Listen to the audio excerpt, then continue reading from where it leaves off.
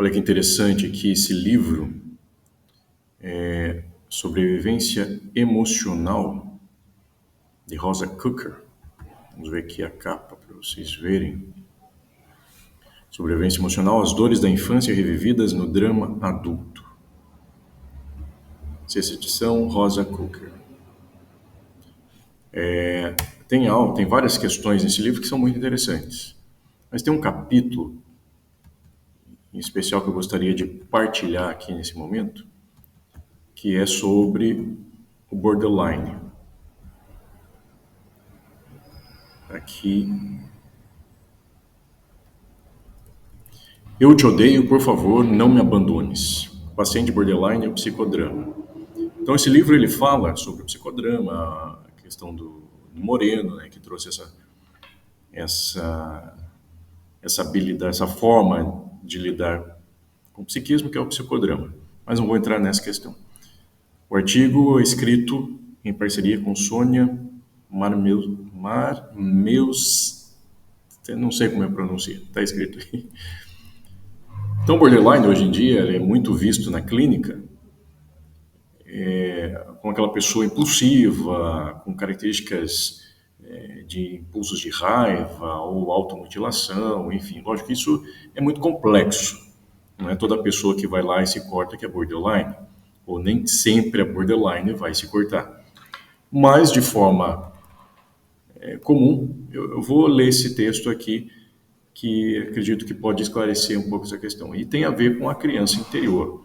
Tem a ver com os aspectos que você viveu na infância, as situações de abandono, a criança que você carrega dentro de você. Então, você pode ser um adulto borderline por conta daquilo que você viveu na infância. Alguns tratam borderline como estrutura psíquica, junto com a neurose, psicose, perversão.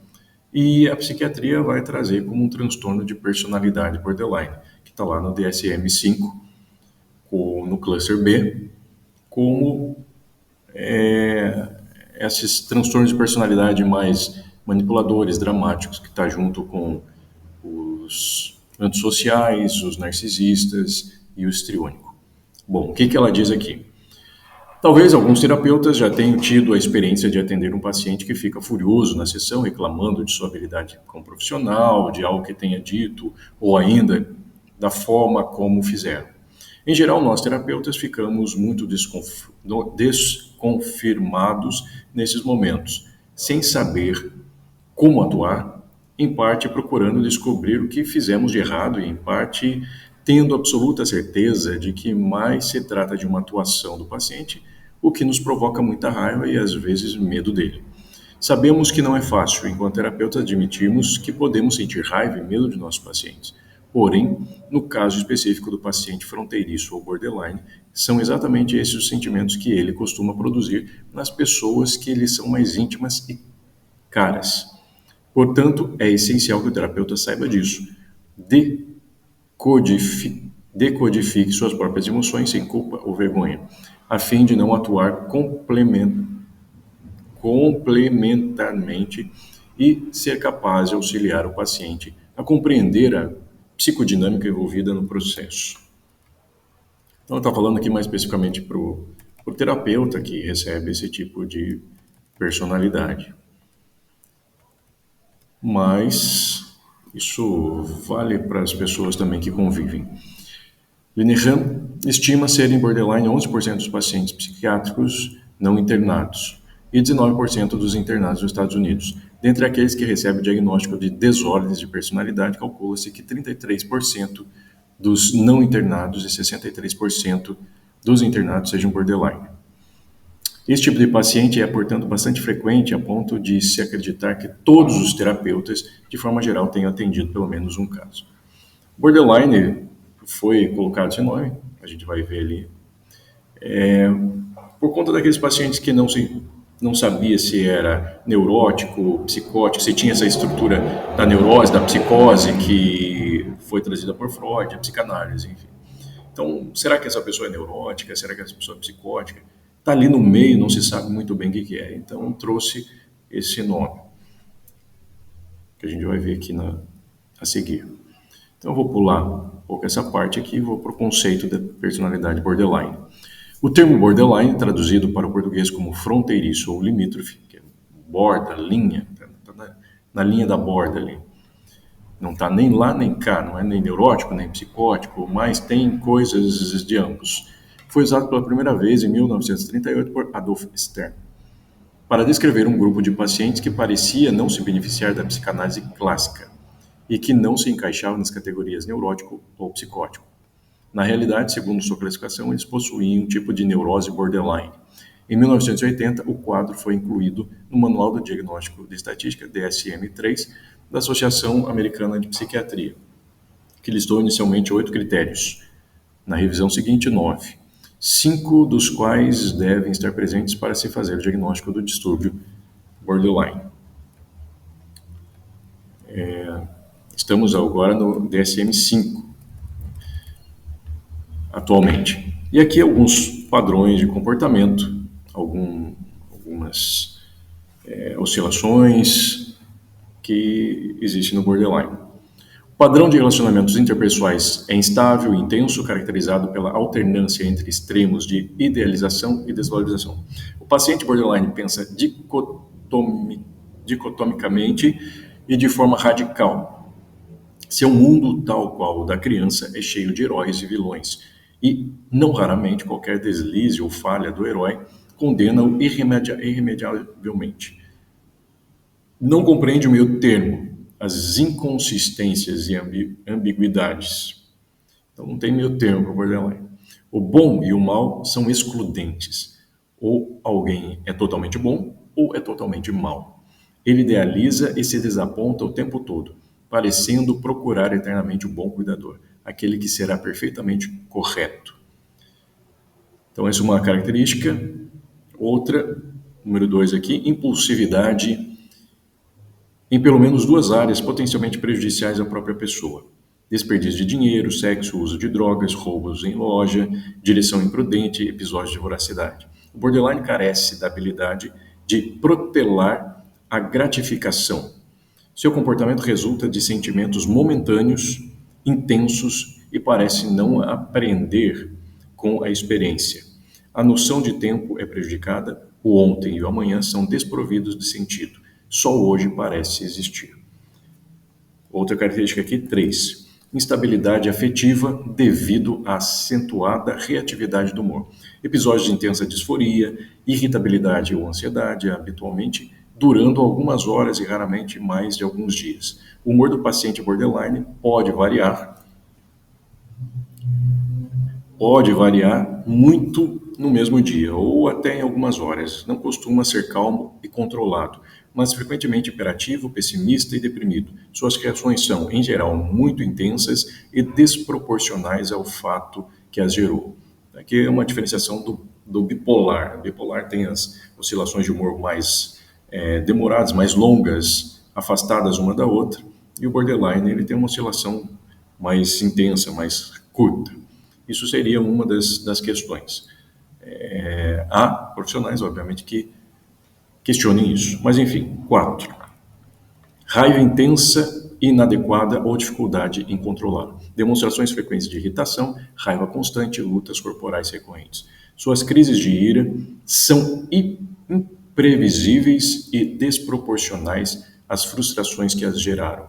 Cenas domésticas do tipo gritar, quebrar objetos, ameaçar com facas, bater, arranhar pessoas são típicos destes pacientes. A raiva aparece após qualquer ofensa trivial, mas na realidade parece advir de algum arsenal subterrâneo do medo de ser abandonado ou desapontado. A raiva do borderline é dirigida aos mais próximos, parentes, terapeutas ou médicos. Visa atestar os vínculos e os compromissos, numa busca incessante de saber até onde as pessoas o aguentam.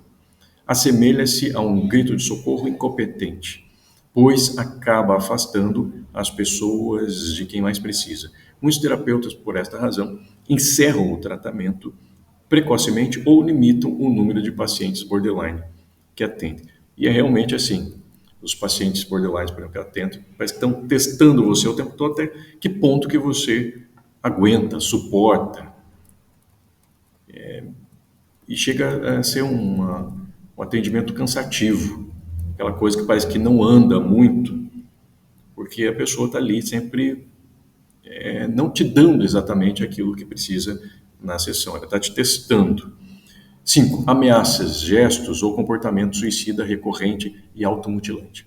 Esse comportamento autodestrutivo tem duplo significado. Primeiramente, testemunha a depressão e o desespero subjacentes a estes quadros. Sentir dor física é, em casos extremos, a única forma de sentir-se vivo ou uma forma muito eficiente de distrair-se de um sofrimento maior. Secundariamente, o comportamento para-suicida mostra a necessidade desses pacientes manipularem as pessoas que cuidam deles para conseguir mais atenção ou carinho. Em geral, não querem morrer, mas sim comunicar o sofrimento de forma convincente. Paradoxalmente, pelo fato de serem insistentes e repetitivos, acabam conseguindo afastar as pessoas, o que os torna mais carentes e desesperados e com maior desejo de se autolesar. Muitos pacientes reportam sentir-se calmos e aliviados após tais acidentes.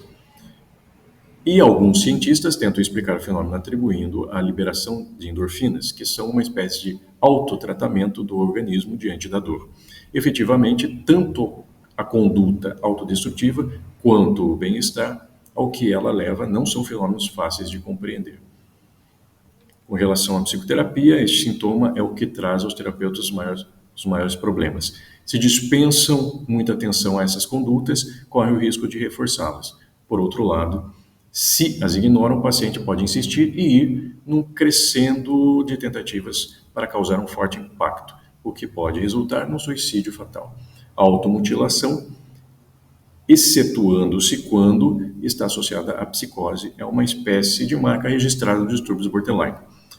Há várias formas de uma pessoa auto-infligir-se dano pessoal.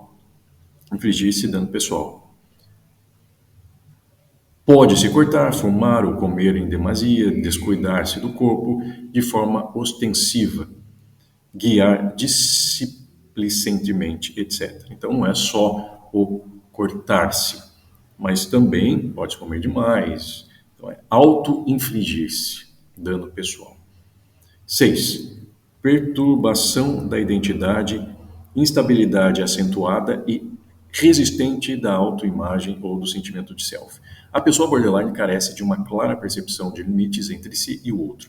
Precisa, em geral, impressionar as pessoas para mantê-las perto de si. E seu senso de identidade e autoestima está associado a conseguir ou não essa atenção. Portanto, precisa estar o tempo todo provando isto. E, no fundo, guarda um sentimento de inautenticidade, de falsidade. Mesmo quando consegue um sucesso, o borderline fica chateado, sentindo que não o mereceu, ou que a qualquer momento vão descobrir que ele é uma fraude e será humilhado. Então, esse medo de ser descoberto.